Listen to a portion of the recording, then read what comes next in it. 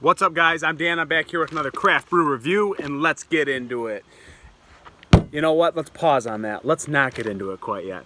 I do have Founders Curmudgeon's Better Half, but before I do knock that one out, guys, we're going to talk about the Imperial trade show that I just got back from today. I went there yesterday. It was in Detroit, and I drove down from the Traverse City area. And it was at Ford Field. It was a really great event. There was a ton of vendors there. We got to try a bunch of beverages in general, a bunch of new sodas, bunch of new spirits, vodkas, gins, you name it, it was there. But I did love wine, and better yet, I loved the craft beer that was there. Most notable ones that I got to try were Electron Brown by Old Nation, and it didn't disappoint, guys. It was really, really good. It's a nice double brown, 8.1%, well hidden. Crazy notes of espresso and chocolate and just coffee, whatever. Maybe not so much chocolate, but espresso. It was just phenomenal. They, of course, couldn't keep up with production yesterday and didn't bring enough, so they ran out. But a lot of other guys that were there were kind of like Big Lake Brewing. Those guys are pretty legit. They're all about like the NCAA football or sport thing going on. They got the Sparty Party, which is like a New England style, along with Haze and Blue, I think, was another one. And then they got a bunch of other ones that are really, really nice. And they're with the trend, so they were pretty notable. I did like Big Sky Brewing, which I think I had their flagship, which was Moose Drool, a brown. It was pretty awesome. I did like that one. Abita, hit or miss. I didn't really love those guys. I think they're down in Louisiana, and there's a lot of good beer down there. But you know, theirs was okay. I like their hop, their IPA almost tasted like a session. But yeah, I didn't love those guys that much. Don't know who that is. I'm kind of just checking over my sheets here, guys. I'm just seeing anything that was good, but we don't want to make this too long, so before I keep going, maybe I'll just cut it there. I had a great time, and it was definitely worth the trip. Got to try a lot of good new beers on the scene. Odd Side's awesome. I really loved the Odd Side's beer selection yesterday. It was awesome. Tons of hazies. They're doing it too. Everybody seems to be, but it seems like they've brought up their quality, and production's awesome from Odd Side, so they're doing a really nice job. Shorts has a whole lot of things going on. They're kind of cracking into the spirits in general, and they're doing like this new mule beer, and they're getting into kind of just trends of beverages, not so much even just beer, but the trends of where the market's going. So that was pretty awesome. Trying to think if there was any others that I missed that I absolutely just loved. I love Epic Brewing. Epic is so awesome, and those guys deserve a round of applause. Those guys did a nice job there as well.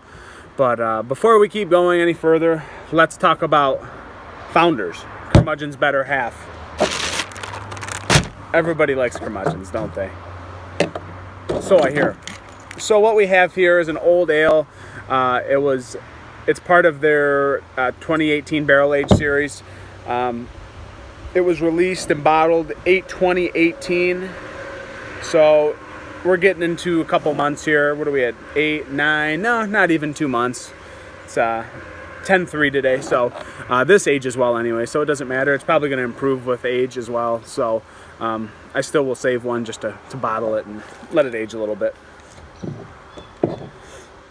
This is an old ale brewed with molasses and aged in maple syrup bourbon barrels. So let's crack it open.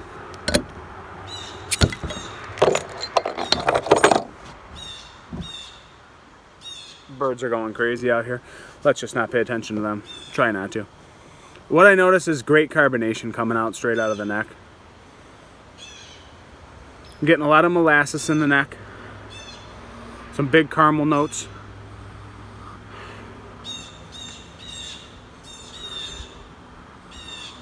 And not much else. So let's go into it. Let's go for a pour. Cheers, guys. Yeah.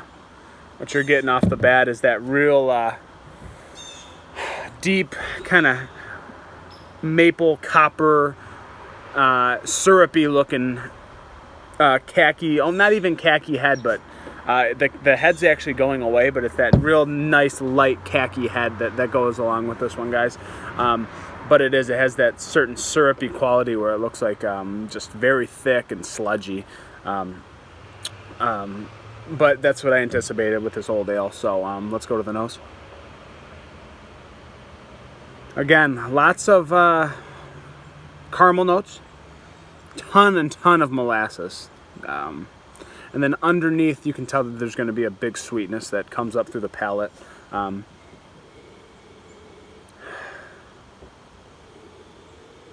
You know, there's almost like this green apple quality on the nose that I'm getting. It's just a hint, just a little hint of that.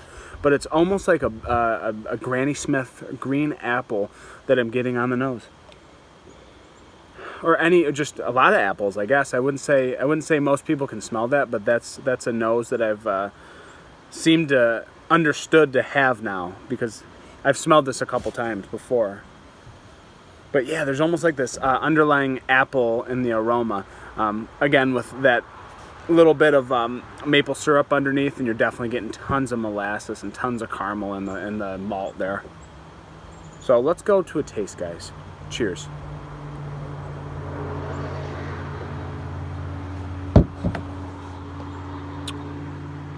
Wow. Yeah, there's actually a little bit of apple in the mouth as well. The taste, which I have had this once before, guys. I just never did a review on it, and I only had a couple swigs of it. But yeah, I'm getting like an apple taste out of it. I mean, with tons and tons of molasses, and a nice underlying maple sweetness that comes up through the palate at the end.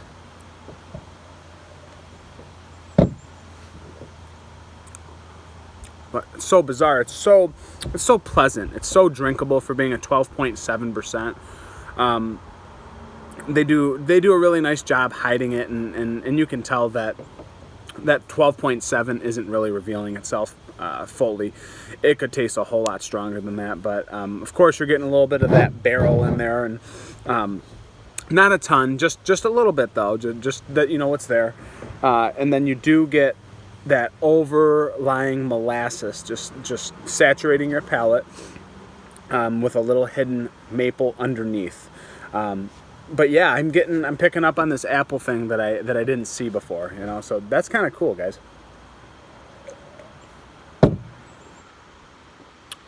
Great carbonation, has a great body to it. It's actually super drinkable for being almost a 13% alcohol beer. But are we shocked, guys? This is what Founders does. They're a lot of people say they're hit and miss, but if you had to argue with me, I would say their barrel aged series is one of the best in America, really. I mean, they're phenomenal at it, and that's why these are some of their best selling beers, is their barrel aged series every year. So we got to clap and give them a hand off, or a hat off to that, because that's pretty impressive, guys. They've been around the block, and these guys do know what they're doing, and it's showing. So I'm just going to let this bad boy warm up. I'm not going to review the whole thing. It was already a longer video because I was talking about the trade show, guys, but I definitely recommend this beer. They just did a real nice job. It's super drinkable for being a 12.7%.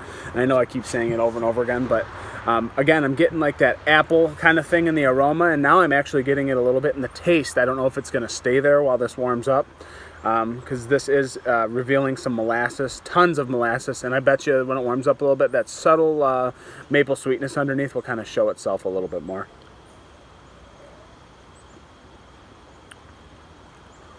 But yeah, it's just a very enjoyable bourbon barrel aged beer, old ale that you don't see a ton of these everywhere. It's not something that you see on all over the market at all times, especially in Michigan. Everybody just sees IPA.